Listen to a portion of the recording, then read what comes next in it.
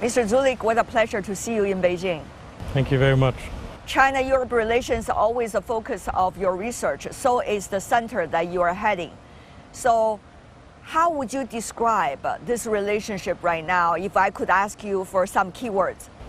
I think it's very complex, but it's a very important relationship, both economically but also politically. It is a changing relationship, also because the world around us is changing, and that means we have to adapt also our relationship with each other. Yeah. One of the things we don't know is how long this process of so-called changing will be. I mean, especially major changes. And as a result of that, how much stability and how much flexibility should we bring to this relationship? I'm afraid that the changes which we're seeing are not temporary. I think we are seeing a lot of long-term change, and I wouldn't expect that this will end anytime soon. But given those changes, we even need stability more. We need a global order which can deal with some of the common global challenges, especially issues such as climate change, issues such as security. Now, on that issue of security, I see Europe as a whole, especially some of the major European economies, are busy building up their own security apparatus. While at the same time, it is still relying much on a cross-Atlantic relationship for it. So how much do you see Europe will be able to stand on its own security concerns and priorities rather than being swayed by the others? I think firstly it's important to recognize why we are doing this. And the reason why we're doing it is because Russia's invasion of Ukraine is a direct existential threat to European security. So there is a response from European countries which is long overdue in investing more in our own security, in ensuring that we can defend ourselves also from Russia, because Russia is not going to stop with Ukraine. Yes, we still rely very much on the transatlantic relationship. NATO continues to be the most important factor in our security. But that does not mean that Europe is completely dependent on the United States or that we have the same opinions on every issue. We will continue to have our own policies, and part of that is also building up our own capacity to defend Europe, which is supported by the US. The US wants Europe to take more responsibility. Now, European Union, for example, at the very beginning of its forming, it was mainly focusing on a single European market. That was the idea and the concept that has drawn everybody together. Do you see security issue will be the current one, or it is really too early to say? What we clearly see is that the European Union has to change because of the environment we're in. We cannot just simply pretend that security doesn't matter, and we're already seeing that a number of policies are changing. Economic security is a big issue now, open strategic autonomy, the jargon. One after another, the jargons, isn't it? Yeah, exactly. It comes with the changing world. But the reality is we are doing things like industrial policy in a way which we have never done before. There are great concerns also in areas such as technology. So Europe is changing. Will it work? We don't know yet, but it is certainly the direction in which we're going. Yeah, that leads us to a link between security and economic and trade. We see the European economies, many of them much more intertwined with China than some of the others in the world. For example, you see U.S. economic and trade relations with China are rapidly changing, but the nature of China-Europe relations is very different, at least for now, compared to China-U.S. relations. So the right kind of degree of finding the balance between security and economic and trade relations, not like security overblown into all areas, is a big concern for many.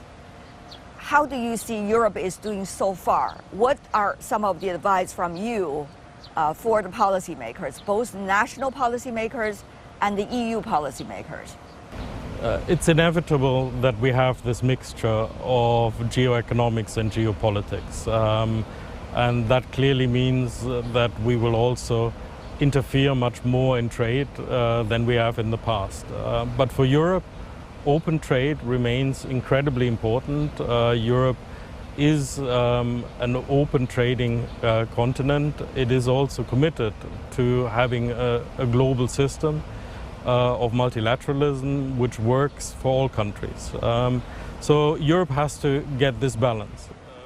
How is it doing so far? You see different approaches from France, for example, from Germany, it's another story, Hungary, Serbian, and the list goes on, yeah?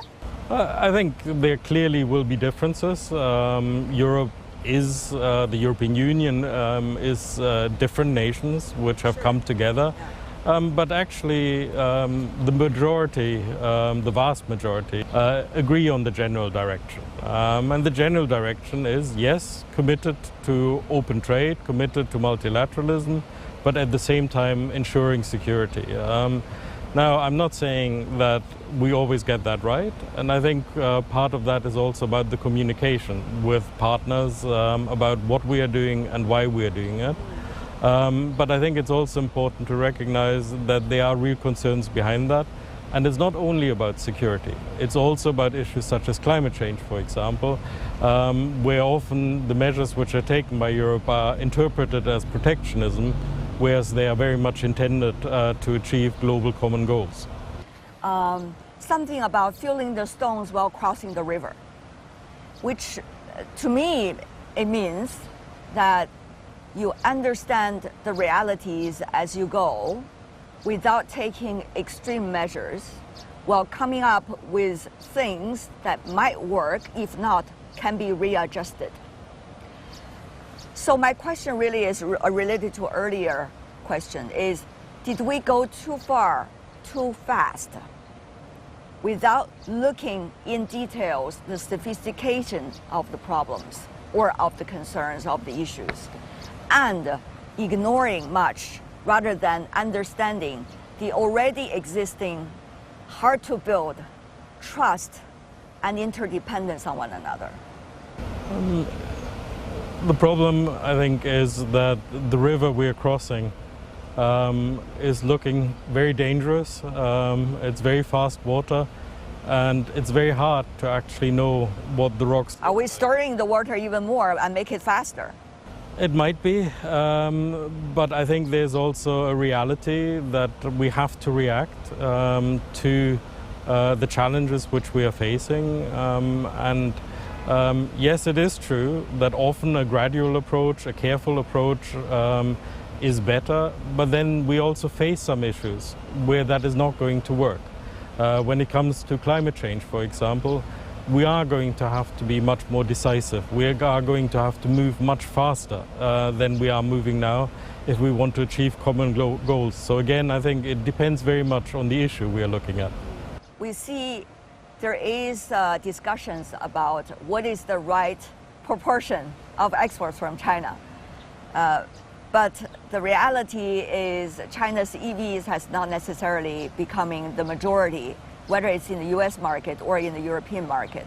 But the warning is already too loud than the reality. Secondly, we also see there is specific goals in China, for example, to achieve EV vehicles efficiency by the year 2025, by the year 2030. China is step forward in its own ways of dealing with climate change within its own countries. But all of a sudden, after Washington talk about the so-called overcapacity of China's EVs, we see European voices follow suit without looking at the really market reality as to how much the Chinese EVs are occupying the market in Europe, and also the fact that European car makers are working with China to develop EVs in China for the European market. I think we have an issue here where two different policy objectives collide. One is clearly about the global move towards more sustainability, where EVs are a very important part. And for that, I would say it is not important whether these are made in Europe, whether these are made in China. I think there has to be a global move in that direction. On the other hand, there is also concern with competition. Is this market fair? Is it done in a way which is also adhering to the principles of free and equitable trade? And this is a concern which we also have, for example, with the US when it comes to the Inflation Reduction Act. I think it is a question of really analyzing the issue, determining whether it is about protectionism, about market distortion, or whether it is truly simply a market development which we should allow. China, Europe. This year we're going to see high-level exchanges between China and European countries, and possibly also China and European Union later this year.